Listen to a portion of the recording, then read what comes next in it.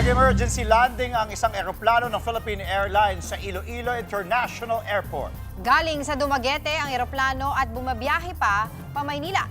Sa pahayag ng paliparan, sinabi nilang nagkulang ang oxygen supply sa cabin nang maabot ng eroplano ang cruising altitude na 32,000 feet. Ligtas sa nakalapag ang eroplano pero may ilang pasahero ang nangailangan ng medical assistance pagdating sa paliparan. Patuloy na iniimbestigahan ang sanhi ng problema para maiwasan ang kaparehong insidente.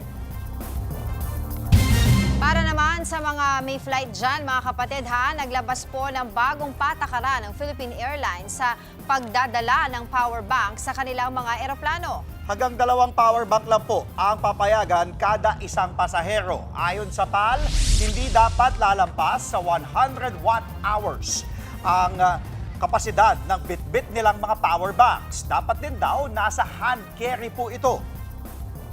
Kailangan din na nakasaad mismo sa power bank ang capacity ng power bank. Mahigpit namang ipinagbabawal ang pagcha-charge ng mga ito sa loob mismo ng eroplano. Layon daw ng bagong patakaran na paigtingin ang kaligtasan sa bawat flight at maiwasan ang sunog. Mga kapatid, Andre Felix po, manatiling may alam pagdating sa mga mahalagang balita sa loob at labas ng bansa. Mag-follow at mag-subscribe na po sa social media pages ng News 5.